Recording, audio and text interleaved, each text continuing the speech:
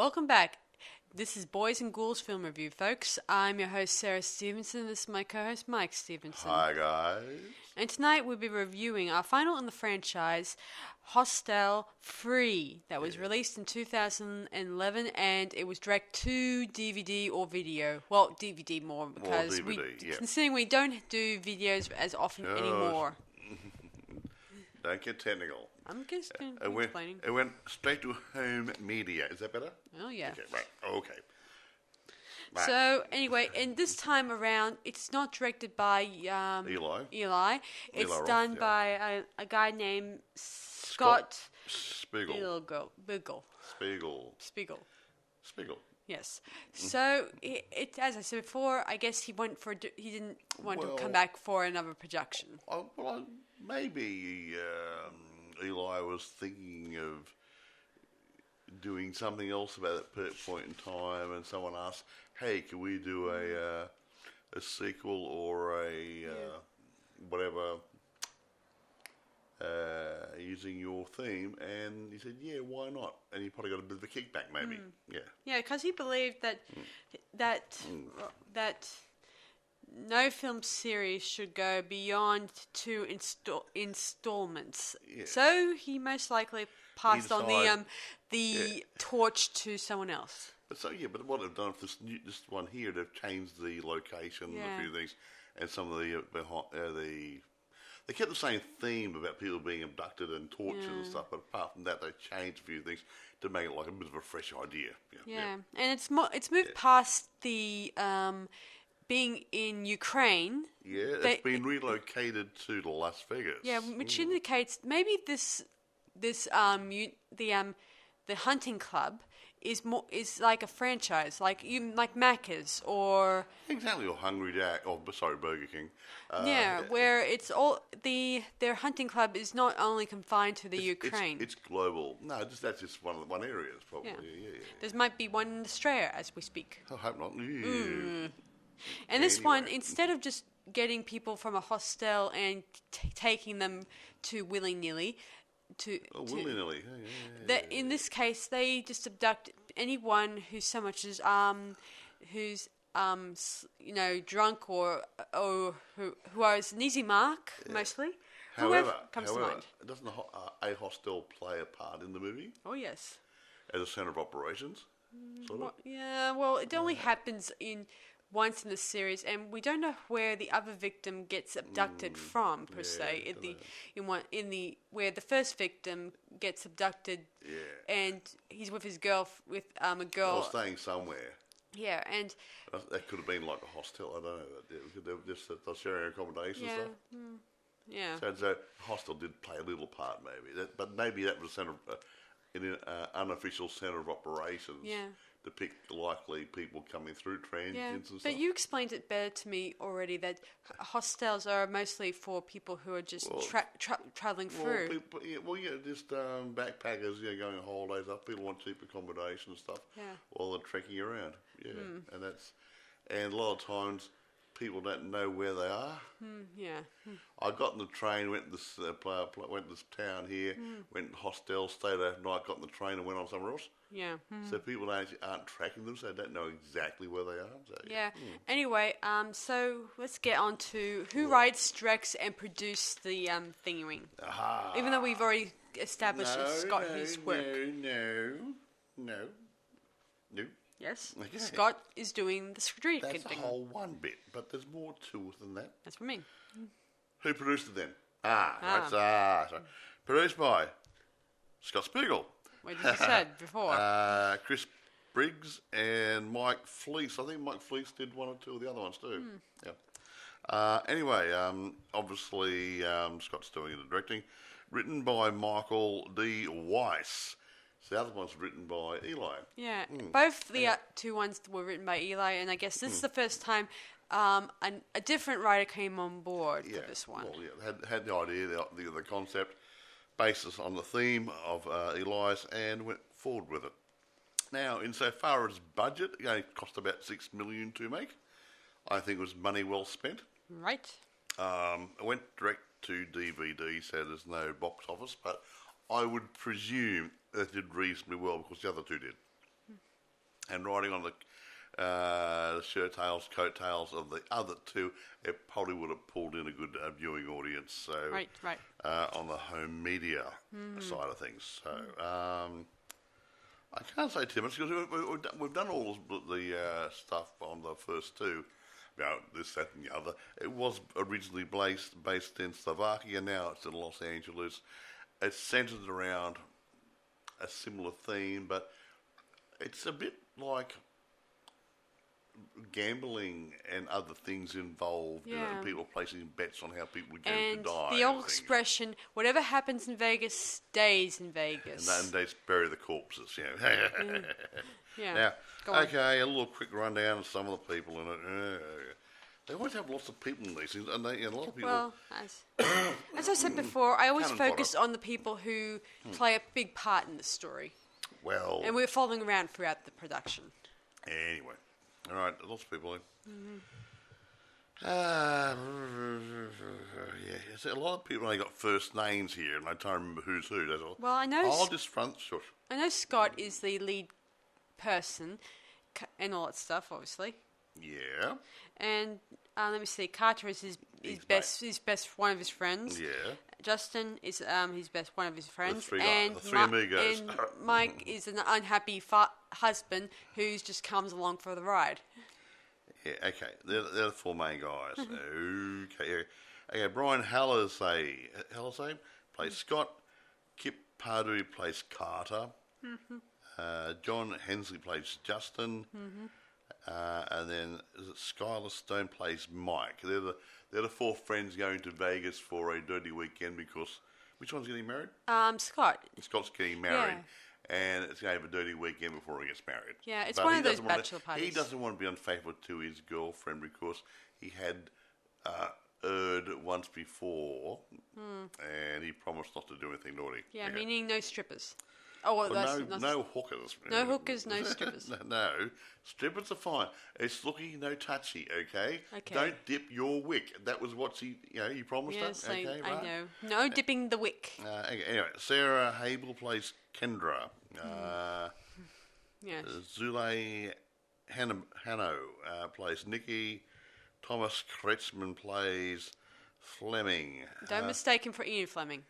Anything more we could go for? There's lots of other names, just first names there. Yeah, Fleming is the owner of the Las Vegas branch of the Hunters Club. Hunting Club. Yeah, I won't mention other people. I mean, there's lots of good people here, but yeah. Anyway. I've written down a few other names just so I remember the characters we follow around for this production. Anyway, now Sarah is going to do her usual tell, and I'm going to cough in the background. There you go. So I'm still sick. So the story begins where we see a guy named Trevor who meets up with these two people who came to America. They're from Ukraine.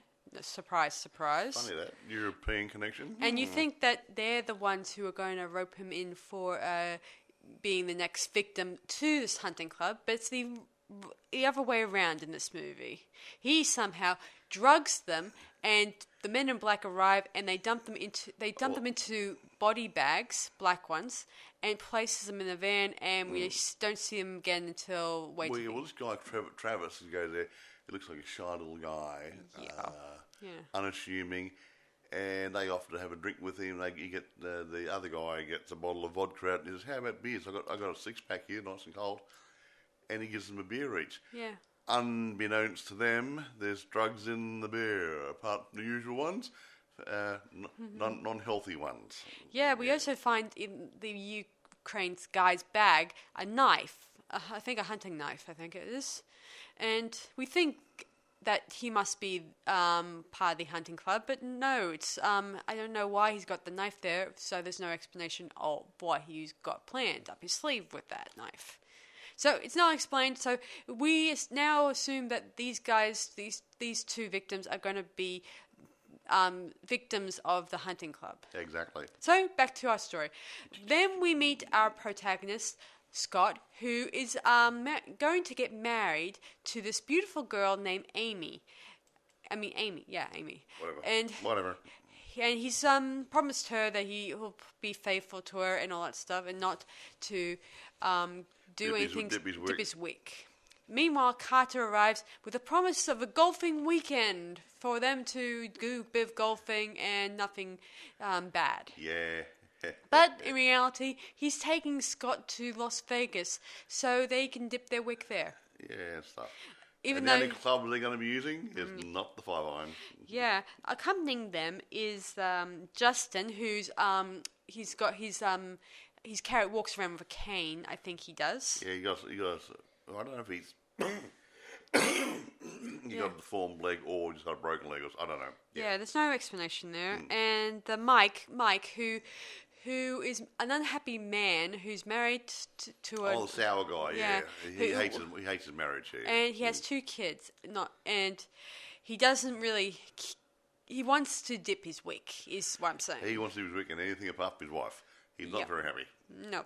And he complains non-stop about how Scott is... that marriage, he keeps going on about how marriage is not really good, but for everyone and all that stuff. But marriage is different for everyone, is what I'm saying. Well, I'm happy. My wife has been putting up with me for so long. I can't remember when we got married. No, actually, 1979. Actually, yeah, September. Yeah. So while I remember the anniversary. Will you shut up? What?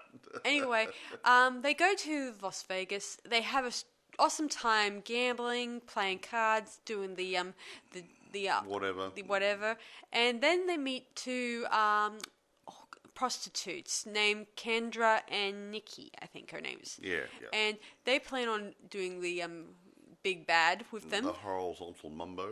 Yeah, they tell them about a club in a private club. Well, they're having a party on. They go there and everything goes.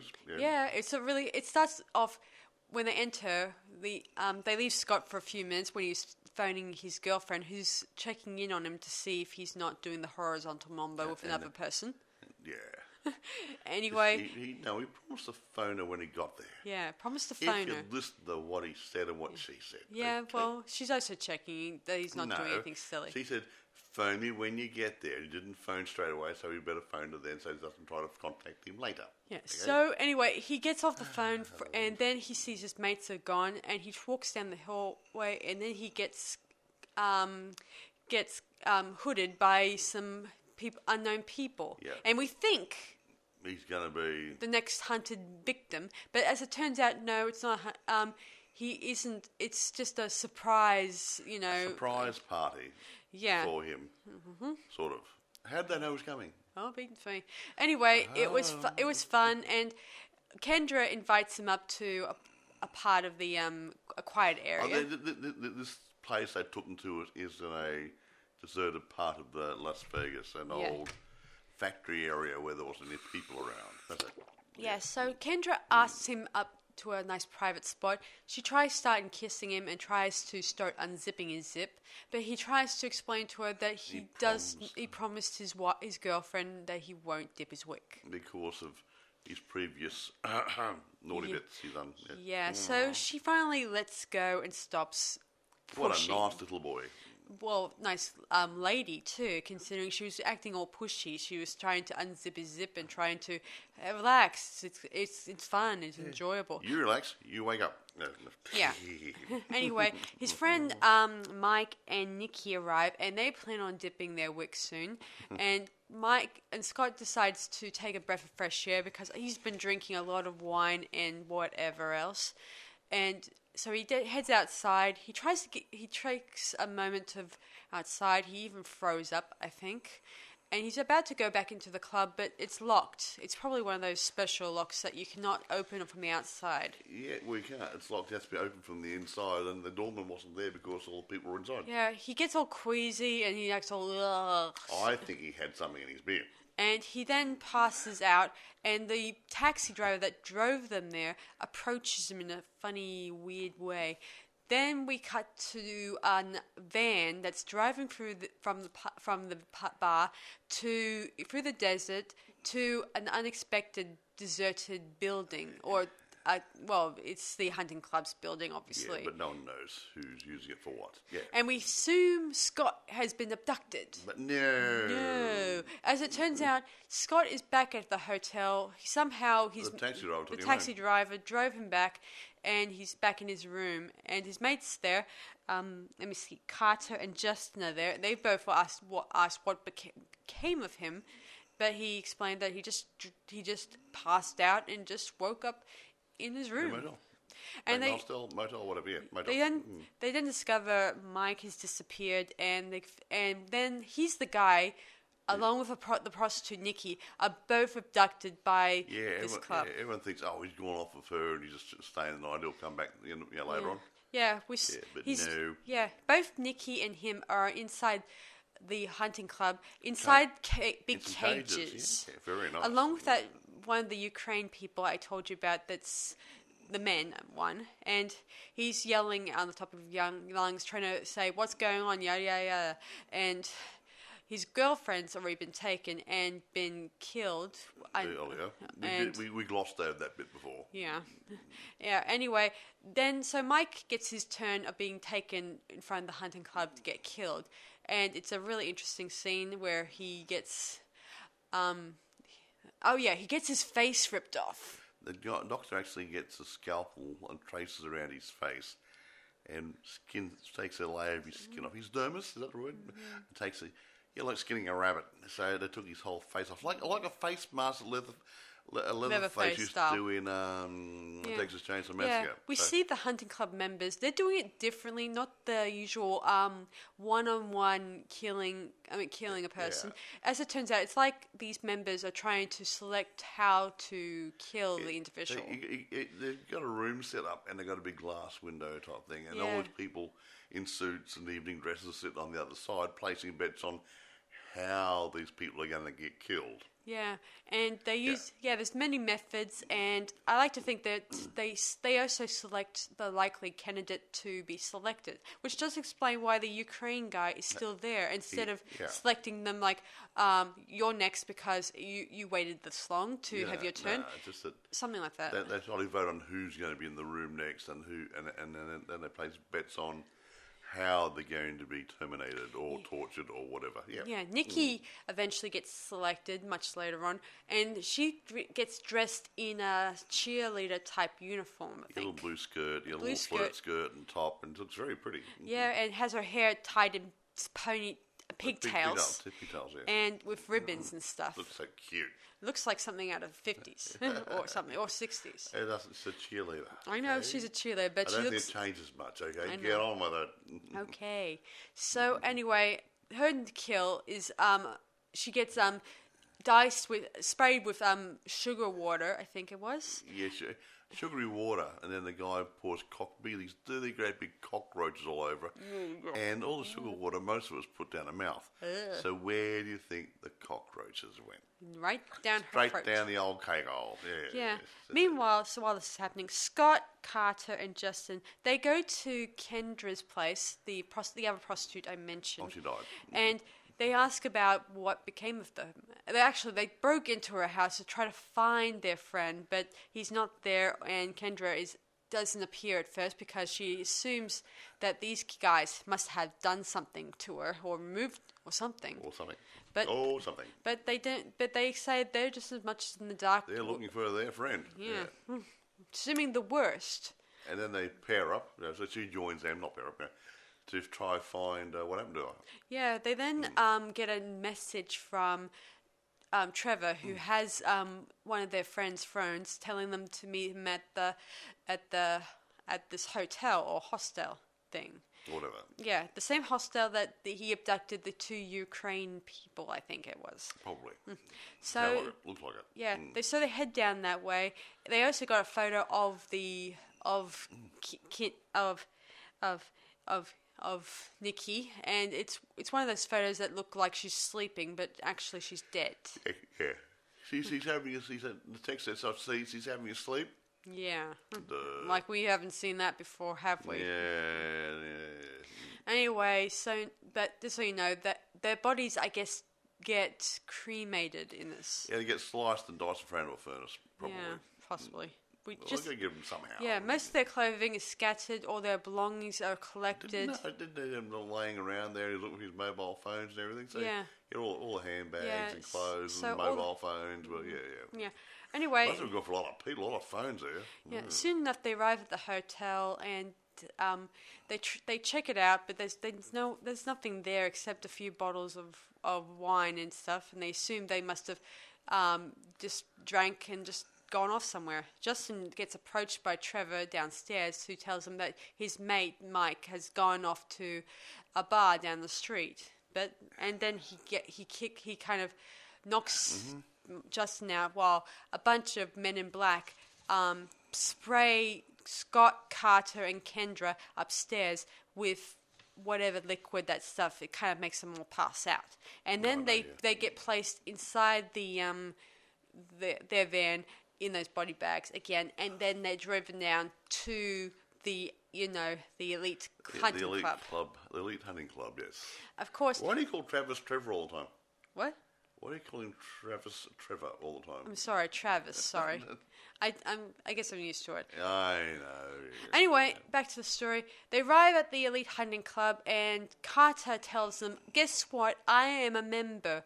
And he is shipped out of there, and he talks to the owner, Fleming, and tells him about how to let him go, and would he be able to let some of the other guys go. Of course, they say no. Well, not really. I mean, he doesn't care what happens to Scott. I mean, he wants Scott to go because he wants his girlfriend, his wife. Yeah. Well, fiance, whatever, yeah. Justin becomes the next person on the chopping block, and his death is, let me see, what was it? Oh, he gets a few arrows pressed into his body. Well, yeah, a lady's walked around there shooting... arrow by arrow by arrow. Using, what do you call it? A crossbow? Crossbow, yeah. Using a crossbow, yeah. Bang. I wasn't sure if it was a crossbow. Yeah. Chewbacca, early version. She looked like she was dressed to be a superhero or supervillain. She's a little super fox, all black leather. Looked really good, yeah. Yeah. Anyway, soon enough he's dead, and then. Well, you look like a porcupine by the time this is finished. Yeah.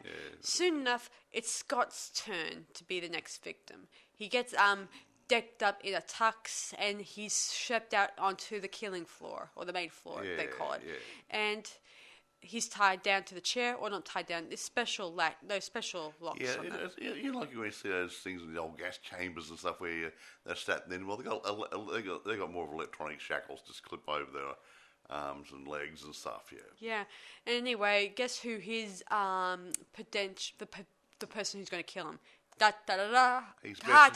He's mate. What a French fool. He goes on this horrible long entitlement rank, which makes, I imagine, the audience who are watching it, probably thinking, "Oh, this is going on and on." Blah, he's going about the relationship with his fiancée and how he wanted her and blah blah, and they got bored. So they had an idea. Yeah. Let the victim loose so they can have a fight and see if there's any interest there. See, it was actually Carter who told Amy about Scott's indiscretion. Yes, having a bit of bumpty with somebody. Yeah, and he had probably been in love with her since high school or college, and I broke up for reasons. I think that he was having a few flings with other flames, but he still hasn't forgotten Amy being his interesting flame. Yeah, that's what he wants. He's just a greedy, nasty little turd. Yeah. Okay. Anyway, the Fleming says, "Release Scott," and then we have this huge, humongous fight, and the members are all jumping around like they were in a bit of a boxing ring. Yeah. Like yelling. And I think some of them were actually rooting for the victim. Yeah, I guess I think that some of the members were probably bored with Carter and wanted him to be killed off. Yeah, and actually he did. Yeah, unfortunately, really good. Scott was able to take off the tattoo and use it as a bit of a. Isn't just a tattoo to identify you as a member. It's a sort of a scanner. So they open the doors. Mm-hmm. Yeah, great idea. It's a bit like being a barcode on you. Yeah. So quickly, Scott scatters out of there, and Carter, tries to get out of there himself. Fleming, the guy who's the owner, finds out from Travis that Scott finds one of the phones and is calling the police to inform them about the elite hunting club. And unlike the original one, which doesn't really happen very often, the police believe him and they're going to be arriving shortly, which means Fleming's deal is going to be blown for him. So Fleming decides to up digs, tell everybody to get out. He's got little bombs rigged in there to blow the place to hell. So there's no record of what they've been doing. So in this movie... In this one, the elite hunting club is unknown to the police, meaning the police are not in on it this time around, meaning they could get big trouble for staging these things for wealthy people and killing a lot of these missing people. So anyway, meanwhile, the Ukraine guy that I told you about, he starts going. Instead of escaping like he did, he tries to switch off all the lights.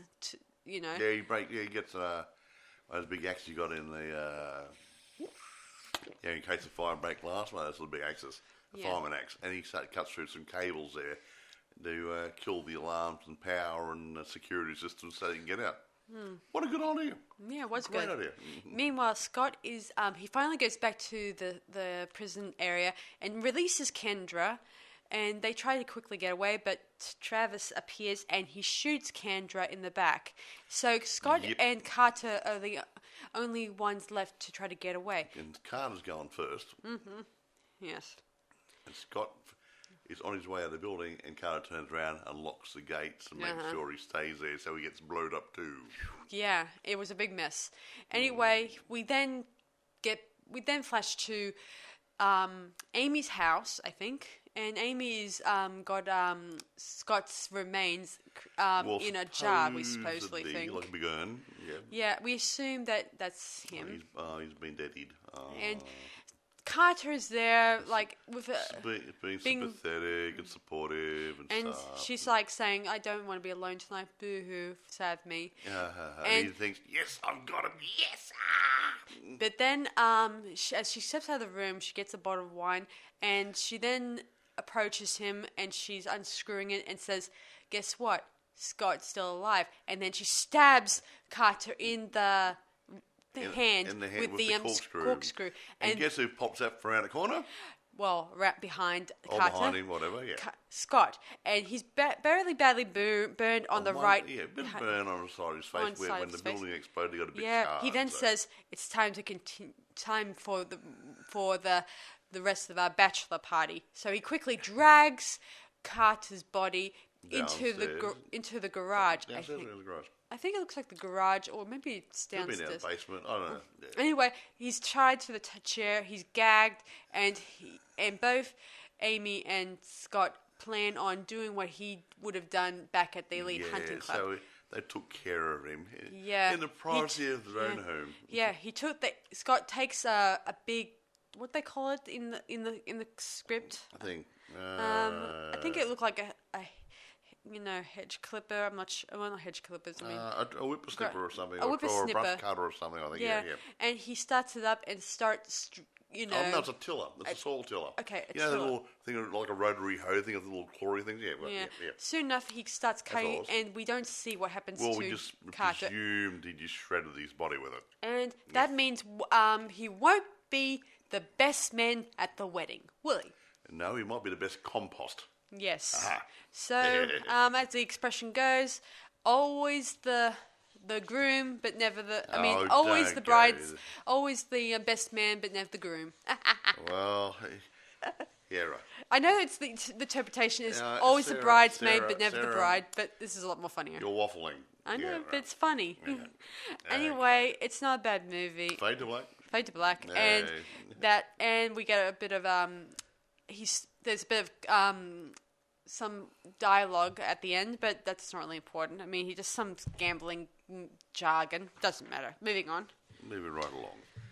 well, folks, it's a little fun romp in Las Vegas this time instead of Europe. So yeah. Yeah, I think it's a good choice, considering that this is at a place that's busy. It's got nightlife, and there's a lot of people there to spend their money. Yeah. And it's nothing different than the Elite Hunting Club, where they're just there to spending money, trying to, Actually, after seeing this movie and reviewing the first two where it was done in the Czech Republic or Slovakia or whatever, and they said, if we don't like the idea of the film being made here, it makes our place look terrible and rah, and people won't come here as tourists.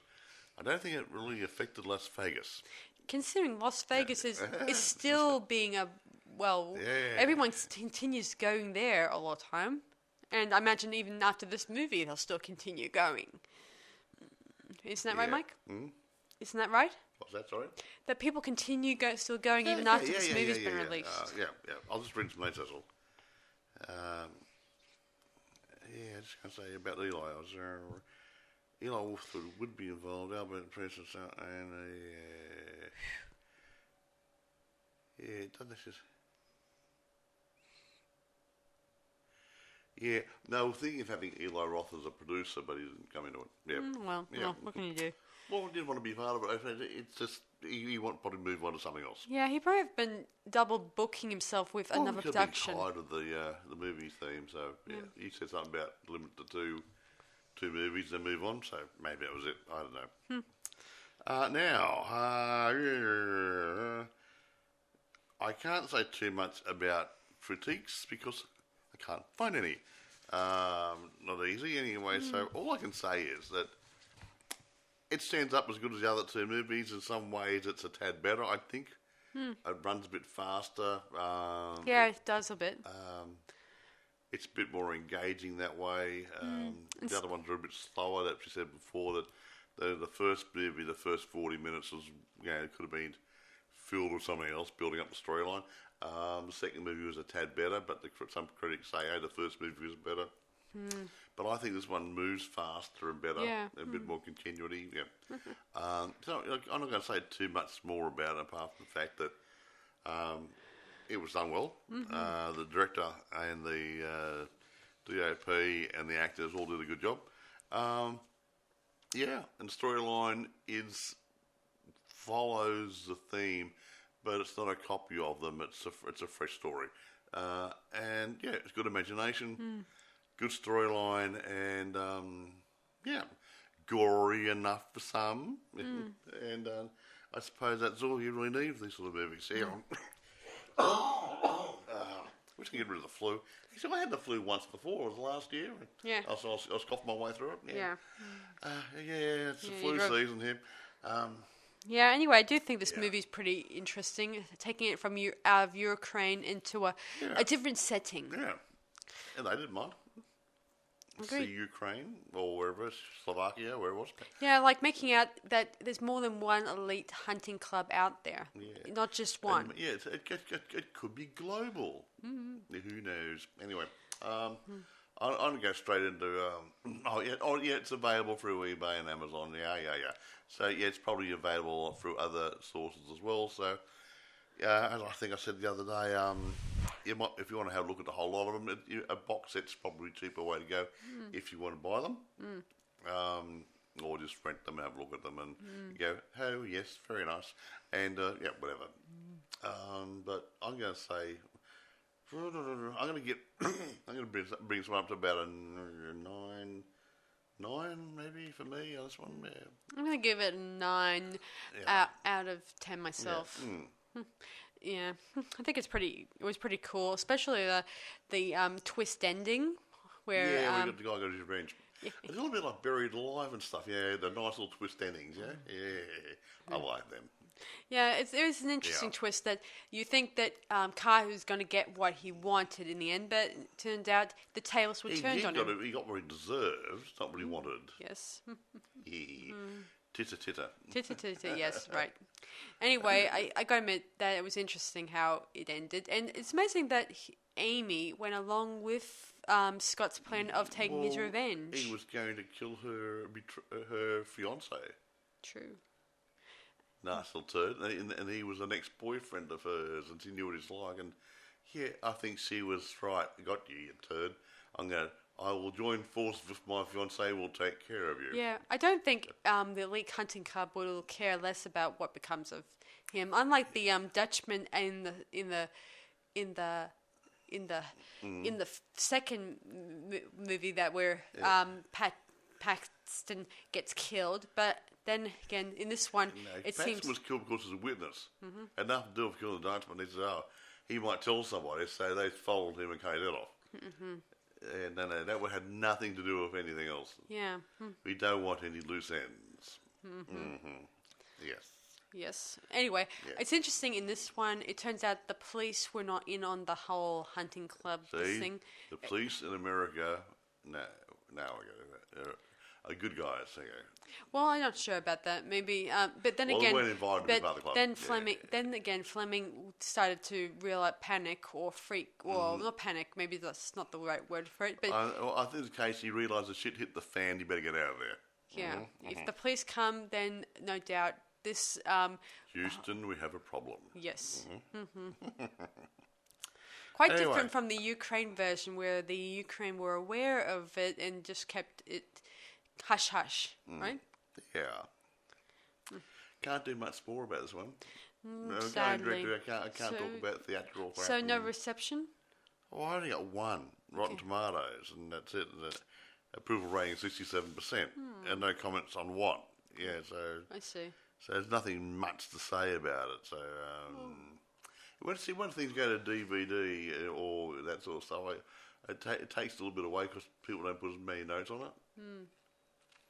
So I can't talk about it, and I can't bore you senseless talking about, and it was filmed behind a tree over there in a field. I can't say that. Whether it was filmed in an actual rundown old building like the... Well, the first one was an old, done in an old hospital building in Slovakia, near Prague somewhere, I think. Which had been evacuated about 90 years ago or something. And still standing there, Don't know why. Haven't got a man to rip it down. I don't know. It's now become, I guess, it's not a tourist attraction. I don't know. Maybe it's good for movies. Hey. Well, if it's been filmed in there, people will probably think of it as a good place to peruse. Yeah, whatever. If not, even though they're probably not allowed in there because, you could easily tread on some glass or break something or hurt yourself. Make sure you go in the areas you're going to film them in, you make sure it's safe. It's sort of like in any other things like those movies where they go into an old asylum or an old hospital or an old something or other, and they go and it's been deserted for so many years. They got an old building. Yeah. They've got to make sure it's safe for the cast and crew. You've got to make sure there's electricity supplied. Yeah. And there's no mould hanging around because some moulds are reasonably toxic and make you sick. I also think that maybe it's under guard these days because to avoid any vandalism or trashing it or hurting themselves or to avoid vandalism or something. Anyway, like I don't think that people want to hear about this crap. I'm just saying that this probably does happen. Avoid a lawsuit, avoid problems. Yeah. Anyway, I guess this is about it for us tonight. Sorry, it's a very short episode. Well, see, you can go and do something else now. You can go review one of a previous podcast. So feel free to check out the other two about the other hostels. I'll say something. I did mention on the last podcast that someone mentioned that, they want more. You've already said. I just said last time we did a podcast, the last one, that someone actually mentioned that we did, I think Star Wars, was it? And they said it was, you already said that. I just said that. I would do that in our last podcast. Will you listen to what I'm saying? Yes, and we've discussed it, and it's dealt with. Move on. You do. You repeat yourself. I just want to reinforce the fact that what we do is movies past and present, not just present. Okay? That's what I'm saying. I'm just reinforcing that a little bit. Okay, so some people who listen to us say, oh yes, why? Well, we do both. Any movie out of the past 100 years. Yeah. And if we think it's good, we'll review it. That's it. So, Yeah, so thanks for enjoying this latest episode, everyone. Feel free to check out on Amazon and let us know what you guys think of Hostel or the other Hostel movies. But I would honestly watch the three of them. 1, 2, and 3 in that order, and then give us a hoy and say, yeah, I think number 1 was the best, or number 2 was best, number 3 was best, or whatever. But honestly, I think the best one overall is the third one. But the first one could have been the best if the first part of the movie wasn't so downright slow and boring. Yeah.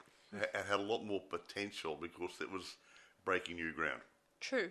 Yeah. And it's such a shame that it went directly to DVD instead of wide release, in streams theatres. No, this one. This one, yeah. Oh, yeah, this one, yeah.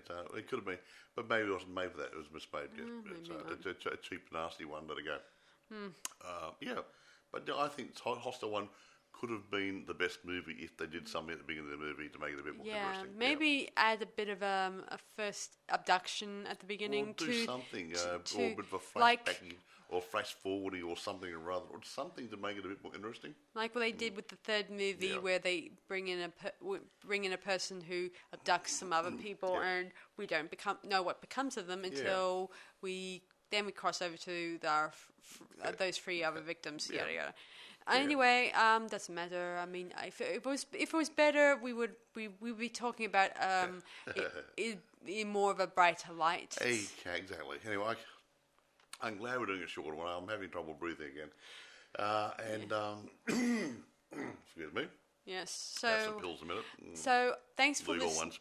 So thanks for listening to our latest episode, everyone, and feel free to check out the rest of the Hostel movies and let us know in the comments which is your favourite of Hostel movies, and let us know. And when we return on our next podcast, we won't be doing a Hostel movie because there's only 3 of them. So we'll do something fresh. Yes.